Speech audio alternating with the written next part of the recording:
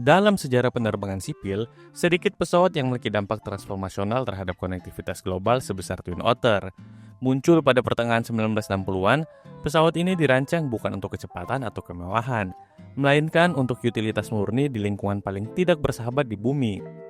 Asal-usul Twin Otter berakar pada kebutuhan mendesak untuk menggantikan pesawat bermesin tunggal DHC-3 Otter yang telah menjadi tulang punggung operasi burst flying di wilayah utara Kanada. Pada era tersebut, operator penerbangan menghadapi dilema, yaitu pesawat bermesin tunggal menawarkan kesederhanaan, namun kurang dalam redundansi keselamatan. Sementara pesawat bermesin ganda yang ada pada saat itu seringkali memiliki ukuran yang terlalu besar, memiliki kecepatan yang terlalu cepat, dan membutuhkan landasan pacu yang panjang.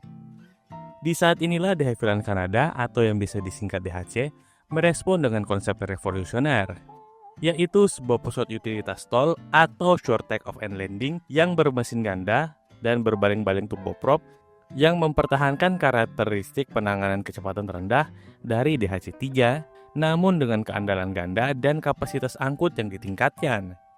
Penerbangan perdana prototipe DHC-6 dilakukan pada 20 Mei 1965, menandai awal dari warisan yang akan bertahan lebih dari setengah abad. Pesawat ini dirancang dengan filosofi teknik yang mengutamakan fungsi di atas bentuk. Sayap tinggi atau dikenal dengan high wing dipilih untuk memberikan ground clearance yang maksimal bagi mesin dan baling-baling, yang melindungi komponen-komponen vital dari puing-puing saat beroperasi di landasan yang memiliki kerikil atau tanah-tanah. Sebuah fitur yang didesain krusial bagi operator di pedalaman Papua. Dan pada video kali ini kita akan membahas Twin Otter, pesawat yang sangat bagus dan sangat mumpuni khususnya untuk daerah-daerah pedalaman. Dan mari kita mulai videonya. Inti dari keberhasilan operasional Twin Otter adalah kemampuan stallnya yang legendaris. De Havilland mengintegrasikan sistem aerodinamika yang canggih yang mencakup double slotted flaps yang membentang di sepanjang trailing edge sayap, serta aileron yang dapat turun untuk berbagai fungsi sebagai flap tambahan. Kombinasi ini memungkinkan pesawat menghasilkan gaya angkat yang luar biasa pada kecepatan yang rendah, memungkinkannya lepas landas dan mendarat dalam jarak kurang lebih 400 meter, yang mana kemampuan ini membedakannya dari pesaing-pesaingnya. Struktur pesawat dibangun menggunakan konstruksi logam semi monokok yang sangat kuat, dirancang untuk siklus kompresi tinggi akibat pendaratan yang kasar, yang mana seringkali terjadi dalam operasi komuter jarak pendek. Roda pendaratan tipe fixed tricycle dipilih karena kesederhanaan perawatannya dibandingkan dengan sistem retachable yang kompleks dan rentan rusak di lingkungan berlumpur atau berdebu. Keputusan desain ini mencerminkan pemahaman mendalam DHC terhadap kebutuhan operator perintis, yaitu keandalan mekanis di atas efisiensi aerodinamis. Selain itu, fleksibilitas dan konfigurasi ini menjadi nilai jual utama. Twin Otter dirancang sejak awal untuk dapat beroperasi menggunakan roda standar, pelampung floats untuk pendaratan di air, ski untuk operator di salju, atau ban tundra bertekanan rendah untuk permukaan lunak. Kemampuan amfibi ini menjadikan Twin Otter sebagai platform dominan di negara kepulauan seperti Maladewa dan Indonesia, di mana infrastruktur bandara darat seringkali terbatas atau tidak ada sama sekali. Periode produksi awal DHC-6 Twin Otter berlangsung di tahun 1965 hingga 1988 di fasilitas Downsview, Toronto. Selama kurun waktu ini, DHC memproduksi 3 varian utama, yaitu seri 100, seri 200, dan seri 300, yang masing-masing mencerminkan evolusi kebutuhan pasar dan peningkatan pada teknologi mesin. Yang pertama ada seri 100, yang dirilis pada tahun 1966 hingga 1968. Varian produksi awal ini ditenagai oleh sepasang mesin Pratt & Whitney PT6A20 yang berdaya 55 shp. Meskipun revolusioner pada saat itu, operator segera menyadari perlunya kapasitas bagasi yang lebih besar untuk operasi komuter yang lebih padat. Kemudian ada seri 200 yang dirilis sekitaran tahun 1968 hingga 1969. Merespon feedback dari pasar, seri 200 diperkenalkan dengan hidung yang diperpanjang untuk meningkatkan volume bagasi depan. Varian ini juga meningkatkan kapasitas bagasi belakang namun tetap mempertahankan mesinnya, yaitu PT620 yang sama dengan seri 100. Kemudian di tahun selanjutnya, seri 300 rilis, di mana seri ini dirilis pada kurun waktu 1969 hingga 1988, di mana seri ini adalah varian definitif di era produksi saat itu. Seri ini ditenagai oleh mesin PTS627 yang lebih bertenaga, yang tenaganya sekitar 620 shp. Seri 300 ini menawarkan peningkatan di maksimum take-off weight dan kinerja hot and high yang sangat bagus. Seri 300 ini menjadi standar industri global dengan 614 unit diproduksi dan menjadikannya varian paling sukses sebelum akhirnya dihentikan produksinya. Produksi seri ini dihentikan pada tahun 1988 setelah 844 unit diselesaikan. Keputusan ini dipengaruhi oleh dinamika pasar yang bergeser ke pesawat komuter regional yang lebih besar dan bertekanan udara, seperti DHC-7 dan DHC-8, serta perubahan kepemilikan perusahaan yang kemudian diakuisisi oleh Boeing,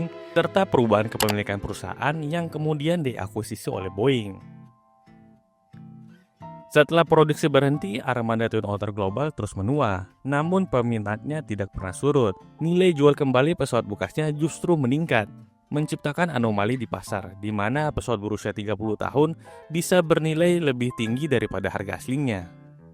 Menyadari peluang ini, Viking Air Limited, sebuah perusahaan MRO berbasis di British Columbia, mengambil langkah berani.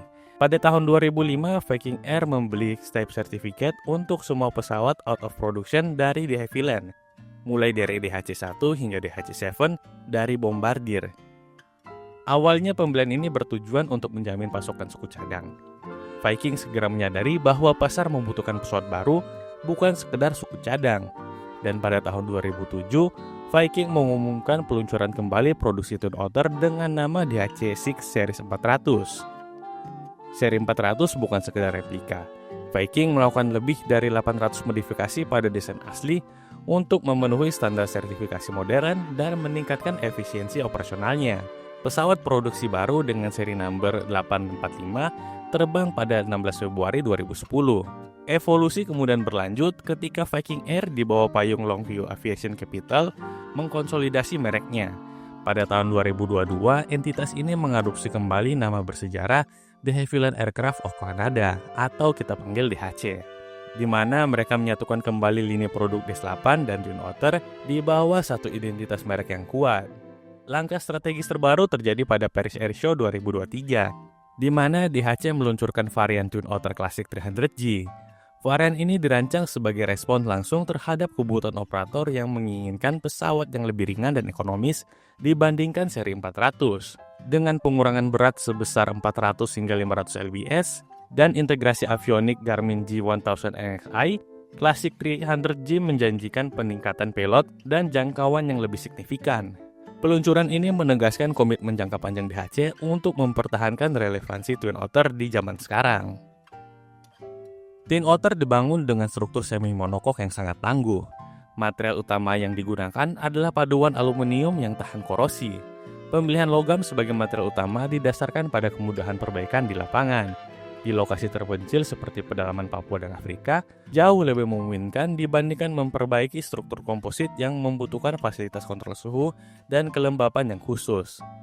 Namun pada seri 400, Viking Air mengintegrasikan material komposit modern untuk komponen non-struktural guna mengurangi berat dari pesawat. Komponen seperti pintu kokpit, fairing, dan kerucut hidung dibuat menggunakan material komposit yang ringan. Strategi hibrid pada badan pesawat ini dibutuhkan untuk ketangguhan dan komponen sekunder komposit untuk efisiensi pada berat pesawat. Pada varian Classic 300G, fokus pada pengurangan berat semakin intensif, menghasilkan penghematan bobot hingga 500 lbs dibandingkan seri 400 yang standar, yang secara langsung meningkatkan margin keuntungan operator melalui penambahan kapasitas kargo. Keunggulan operasional Twin Otter sepenuhnya bergantung pada desain sayap pesawat. Sayap pesawat ini memiliki aspek rasio yang sangat tinggi dan profil persegi yang panjang dan juga konstan, yang memberikan karakteristik stall yang jinak dan dapat diprediksi. Fitur aerodinamis yang paling krusial adalah sistem high lift device yang sangat kompleks. Yang pertama ada double slot flaps. Berbeda dengan flap sederhana, Twin Otter menggunakan flap celah ganda yang membentang di sepanjang tepi belakang sayap. Saat diturunkan, flap ini tidak hanya mengubah kelengkungan atau chamber sayap, tetapi juga membuka celah yang memungkinkan udara untuk bergerak dari bawah sayap mengalir ke atas permukaan flap. Hal ini menunda pemisahan airflow dan memungkinkan sayap menghasilkan gaya angkat pada angle of attack tanpa mengalami stall. Kemudian ada dropping ailerons. Bagian luar dari tepi belakang sayap yang biasanya hanya berfungsi sebagai aileron untuk kontrol pada roll pesawat juga dirancang untuk turun atau drop bersamaan dengan flap. Mekanisme ini memastikan seluruh bentang sayap berkontribusi pada gaya angkat selama fase lepas landas dan pendaratan. Aerodinamis ini menciptakan fenomena yang unik yang harus dikuasai oleh pilot Twin Otter. Saat flap diturunkan, terjadi perubahan pusat tekanan yang signifikan yang menghasilkan momen pitch up yang kuat, disebabkan oleh peningkatan downforce pada ekor stabilizer. Sebaliknya, saat flap ditarik saat lepas landas, pesawat cenderung mengalami pitch down. Sistem pendaratan Twin Otter, di mana sistem pendaratan ini menggunakan konfigurasi fixed tricycle. Roda pendaratan ini dirancang tanpa mekanisme retract untuk menghilangkan berat, biaya, dan kompleksitas sistem hidrolik. Kaki-kaki pesawat dilengkapi dengan shock absorber yang sederhana, namun sangat efektif untuk meredam dampak pendaratan yang keras di landasan yang tidak rata. Untuk pendaratan di medan lunak seperti lumpur ataupun pasir, roda standar dapat diganti dengan ban tunda bertekanan rendah yang memiliki jejak tapak yang lebih luas. Fleksibilitas ini tak hanya di darat, namun juga terdapat di air. Twin Otter dapat dipasangi pelampung yang diproduksi oleh Vipire. Varian amfibi menggunakan pelampung yang memiliki roda yang dapat ditarik ke dalam pelampung itu sendiri, memungkinkan pesawat ini beroperasi dari bandara darat maupun permukaan air. Keandalan Twin Otter tidak dapat dipisahkan dari mesin turboprop Pratt & Whitney Kanada, seri PT6A. Mesin ini dikenal sebagai salah satu mesin turbin paling andal dalam sejarah penerbangan, dengan arsitektur reverse flow yang sangat unik yang melindunginya dari kerusakan akibat benda asing. PT6A20 yang digunakan pada seri 100 dan 200 menghasilkan tenaga 550 shaft power yang memungkinkan mesin ini cukup untuk operasi awal namun mengalami penurunan kinerja signifikan pada kondisi hot and high. Kemudian ada mesin PT6A27 yang menghasilkan tenaga sekitar 680 shp, namun di flat rate ke angka 620 shp. Konsep flat rating ini sangat krusial. Ini berarti mesin dapat mempertahankan output tenaga penuh sekitar 620 shp bahkan ketika suhu udara meningkat atau tekanan udara menurun hingga batas tertentu. Ini memberikan margin keselamatan yang sangat besar saat beroperasi di pegunungan tropis seperti Papua. Kemudian ada mesin seri PT6A34. Varian mesin ini digunakan pada seri 400 dan opsi klasik pada 300G. Varian ini memiliki thermodynamic rating yang lebih tinggi lagi, sekitar di antara angka 750 shp, namun tetap di flat rate ke angka 620 shp. Keunggulan utamanya adalah kemampuan mempertahankan tenaga penuh pada suhu lingkungan yang jauh lebih ekstrim. Mesin ini dirancang untuk misi-misi yang menuntut lingkungan yang lebih ekstrim yang ada di dunia. Selain itu, Twin Otter juga menggunakan baling-baling 3 bilah dengan fitur full feathering dan reversible pitch. Feathering sendiri adalah kondisi jika satu mesin mati, bila baling-baling dapat diputar sejajar dengan aliran udara untuk meminimalkan hambatan atau drag yang memungkinkan pesawat untuk terbang lebih aman dengan satu mesin. Sedangkan reverse thrust, fitur ini memungkinkan pilot untuk membalikan sudut bilah baling-baling setelah mendarat untuk menghasilkan dorongan ke belakang, yang secara drastis mengurangi jarak pendaratan tanpa memanaskan rem pada roda. Transformasi paling krusial pada Twin Otter terjadi di dalam kokpit. Evolusi instrumen analog ke digital mencerminkan pergeseran industri penerbangan menuju keselamatan berbasis informasi dan kesadaran situasional. Kokpit Twin Otter pada seri 100 hingga 300 memiliki instrumen penerbangan dasar seperti altimeter, indikator kecepatan, dan indikator horizontal buatan, dioperasikan secara mekanis atau vakum. Navigasi bergantung pada radio ADF dan VOR, serta seringkali navigasi visual. Kelebihannya pada saat itu sangat mudah untuk diperbaiki. Jika satu instrumen rusak, itu tidak akan melumpuhkan sistem lain. Kekurangannya beban kerja pilot jadi semakin banyak, terutama dalam kondisi cuaca buruk karena harus memindai banyak instrumen secara konstan. Kemudian peluncuran seri 400 oleh Viking Air membawa revolusi dengan adopsi Honeywell Primus Apex.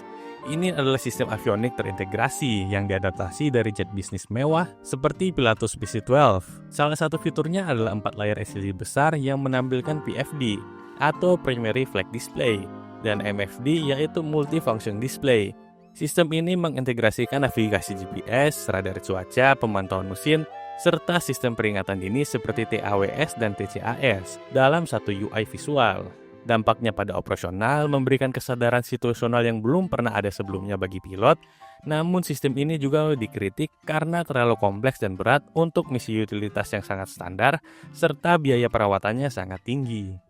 Kemudian ada sistem Garmin G1000 NXi. Merespon kritik terhadap kompleksitas Primus Apex, De Havilland memilih Garmin G1000 NXi untuk varian terbaru Classic 300G. Keunggulannya adalah G1000 jauh lebih ringan dan berkontribusi pada penghematan berat pesawat. Selain itu, ada juga Visual Approach. Fitur ini membantu pilot melakukan pendekatan stabil ke landasan pacu yang tidak memiliki instrumen navigasi di darat seperti ILS, yang merupakan karakteristik dari mayoritas bandara perintis yang ada di Indonesia. Indonesia merepresentasikan kondisi sempurna untuk pesawat Twin Otter.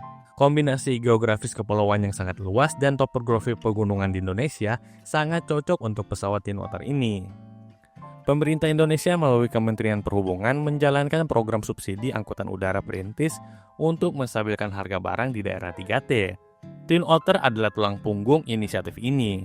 Di pedalaman Papua, jalan darat seringkali tidak ada atau bahkan terputus oleh kondisi alam. Pesawat seperti Twin Otter ini mengangkut sembako, bahan bangunan, hingga bahan bakar minyak atau BBM ke wilayah-wilayah seperti ini. Tanpa pesawat ini, harga komoditas di pegunungan bisa melonjak 10 hingga 20 kali lipat. Kemampuan Twin Otter ini mengangkut bahan hingga 1,5 ton ke landasan rumput sepanjang 400 meter di ketinggian 6.000 kaki, menjadikannya satu-satunya opsi logistik yang paling bagus dan paling cepat untuk mencapai lokasi seperti ini. Dengan hadirnya varian Classic 300G yang lebih ringan dan lebih canggih, serta komitmen operator seperti Pegasus Air dan juga Airfast untuk meremajakan armada ini, masa depan Twin Otter di langit Nusantara masih akan berlangsung panjang. Dan ya, mungkin aja untuk video kali ini. Terima kasih buat teman-teman yang sudah nonton dan sampai jumpa di video selanjutnya.